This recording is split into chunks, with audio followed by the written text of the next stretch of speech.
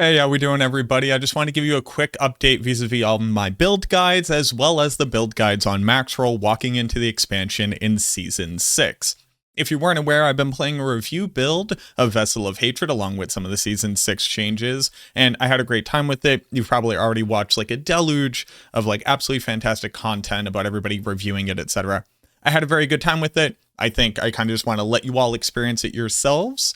So I'm actually going to be playing through the campaign completely fresh, doing it all live on stream as well. I stream on both Twitch and YouTube if you didn't know that. So just starting at 7 p.m. ET when the actual season kicks off, I'm basically going to be streaming that until my brain rots out of my head and my fingers stop clicking buttons. But talking very specifically about updates coming to Maxroll, as more of our build guides get finished, including new build guides by completely new guide writers on the Necromancer as well, which I'm very excited for. You're going to be getting more and more of these updates, but I wanted to tell you where we are right now and what to look forward to. So here in my Discord, it's linked down in the description below. I've put out all the build guides that I personally finished myself, along with the writer's chronics, Lord Sara, as well as even a build guide from my boy Sirach, which are going to be rolling out in the next few days, all in time for the season start. I promise you'll be able to check them out. So I've already finished off the Sever leveling guide, the Blight leveling guide, the Bone Spirit Endgame Guide, Blight Endgame Guide, Sever Endgame Guide, Infinimus Endgame Guide, and the brand new build guide for Soul Rift, an amazingly powerful build that's gonna be at the top of the tier list, no doubt. I'll have a list to all of these build planners down in the description below if you wanted to go check them out, but these are full-on build guides. We have covered every single thing that you could possibly need to know about. The leveling setup for walking into Torment 1 on leveling guides, including your skills, what sacrifices to use, the seasonal mechanics, the addition of the mercenaries, the addition of the rune words, brand new, like beautiful. I love these so much. I'm actually wicked excited. Brand new stat priority embeds that make it easier for you to review every single thing, so it's not just like handwritten lists of these as well. New recommendations for the aspects to go unlocking your codex, great ones to gamble for, where to gamble for them, as well as really impactful unique items that you might find that might empower you to play other builds as well if you are interested. Again, covering over not only just the best rune words to use for your build, but great leveling alternatives as well as different combinations that you could use that might empower your gameplay style in different ways. And then last but not least, for new content, the mercenaries themselves, which one to use as your primary mercenary when playing solo, as well as which one to use as your reinforcement to get the most bang for your buck. We've also went and updated all of our leveling strategy resources, so don't forget to check out these in the build guide as well. And then what we wanted to do is transfer you into the endgame version of a build starting off in Torment 1 as easily as possible, even starting in the leveling guide here.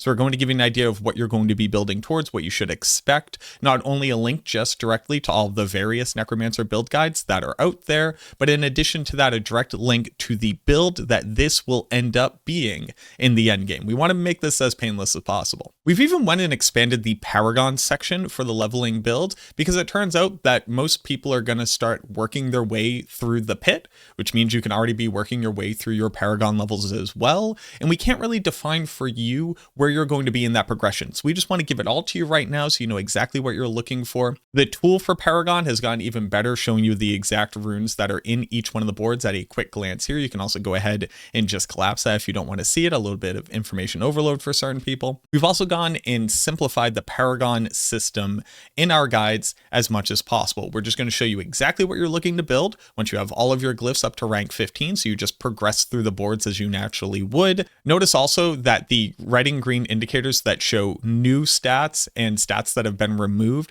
are going to stay permanently in the Paragon tool as well, so that you never have to continuously flip back and forth to see that little highlight happen. Nope, we're just going to leave it there for you so you can see it at a moment's glance. So for the guides that are ready to go for leveling, that'll be Sever as well as Blight. Into the endgame guides, obviously we're going to include a lot more information and a lot more very awesome tools to be able to communicate it to you as efficiently as possible. You're going to notice that we now have a tabbed embed. It's going to show you the starter setup. That means you're in Torment 1, you're pushing into the end game, you're pushing with non-ancestral items and the best practices there. The ancestral setup, which can bring you from Torment 2 all the way up to Torment 4 and gives you an idea of what type of greater affixes and ancestral pieces of gear that you're looking for. as well as the very powerful unique items that are going to further empower this build to whatever its natural limit is. And then a mythic setup. How do you incorporate the mythic uniques that you'll find from farming bosses, as well as from all the various content that can drop it now? For builds that have hard requirements, we're just going to show you those right up at the top. This is what you should have to be able to pilot the build in the way that we describe it, so that there's no confusion. Again, capturing the season theme and a much more robust skill rotation section.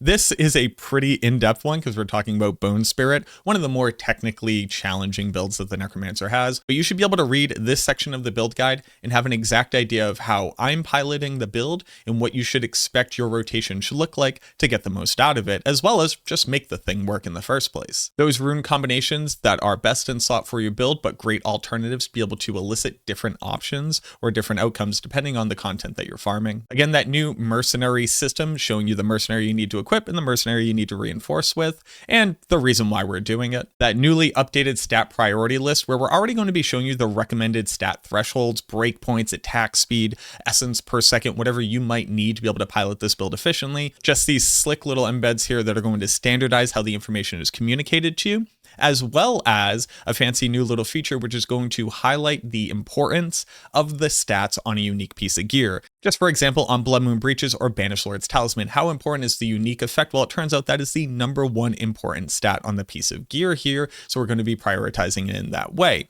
And then while the stats are normally laid out in the way that they would be here, we're going to reprioritize them as well. So here for Banished Lord's Talisman, I think the unique aspect, then your maximum life roll, then your attack speed, then your ranks to core skills. That's what I would use to basically compare two different options for here to determine what would be best for me. Another great tool that we have in the build guide for you is item progression goals. Similar to the embed up above, this is going to show you the aspects that you're required to be able to pilot the starter version of the build efficiently, the addition of the unique items that you would need in the ancestral version of the build, and then later on what mythic items to employ. Oh, and it's a checklist. You could just go ahead and check that off and it'll save it there for you in the cache. Coming down into the build variants, we've also streamlined this for you. We're going to go into greater detail for the starter, the ancestral, and the mythic versions of these builds, giving you an idea of what to pay attention to, different alternatives to the items that you could use, what to do if you do or do not have certain aspects, and then what you need to understand while you're playing that version of the build that might be different from anything above. Then moving on from the mythic version of the build, which should be your all-rounder, this should generally be good at any single content that you would expect to do on the build, but we're also going to specialize you not only for speed farming, give an idea of what to swap out to be able to make this more efficient, or items that you might want to differently masterwork or have different greater affixes on, etc. But then also for pit pushing. And once we're talking about pit pushing, we're talking about like perfect gear here, like if you want the build to be the best that it can be, this is what you got to do with it. Not to dissuade you from attempting to do it without these stats, without these triple masterworks and GAs, but to give you an idea of what the ideal stats would look like on the build, so that when you're tempering, when you're masterworking, when you're looking to trade for gear, you know exactly what to look for. You're also going to see a more robust FAQ and mechanics section down here. So frequently asked questions, hey, I keep running out of essence. What are my options here? How do I reset my cooldowns faster on my build? How exactly does the damage for this skill work? And then what types of things do I need to do for hardcore adjustments? I also just have a general lucky hit chance, attack speed cap, as well as stagger mechanics down here as well, with the lucky hit chance actually tailored to the build with your primary lucky hit chance skill to give an idea of exactly what the math looks like. So for these build guides that are already done, we have Bone Spirit, we have Blight, we have Sever, we have Infinimist, and we have Soul Rift. Again, a brand new build to this season. I had a great time looking into the mechanics in the review build as well. This is one of my favorite ones. While I'm personally going to start off with Minions, which is coming soon, don't worry, I'm definitely going to build into this as well and see just how far it can push. So like I said, I'll have all of the guides that are currently done down in the description below. I also keep these over here in the build guide section of my own Discord. If you just want to stay up to date with what those planners are looking like, this will be updated soon. And then a really important feature that I don't think a lot of people know that they can do, but if we were to go into any one of the build guides here on Maxroll, like my personal favorite is obviously going to be Bone Spirit here. You can actually go ahead and pin this page. When you pin a page, it'll be added to your favorites list. And on top of that, whenever there's an update to the guide, you'll get a notification. So make sure to do that on any builds that you're currently looking for. Right here, you have the pin this page function. If we go up to my pinned pages here, we can just very quickly open it from there. And again, you'll get a notification once these are updated, so look out for that. I appreciate everybody's patience while we're working. This has been a huge investment of time. We've onboarded a ton of new guide writers, gotten them all up to speed, done all the testing during the review period in the previous PTR, put together all these new templates, thought about all the new mercenaries, etc. So thank you again for your patience. It really means the world to us. We hope that these build guides can help you to better enjoy the season to the best of your ability. If you're new here, subscribe to the channel as well as leave a like on this video if you appreciated it. And if you didn't like it, click the button anyways. It's free. It'd help me out. I would appreciate it. Thank you. But let me know down in the comments what you're most excited for trying out this season. I'm personally going to be starting off with a minion build. So I'm going to get my minion leveling template just up into the build guide section of my Discord once I have the opportunity to do that sometime during the day before the actual season goes live.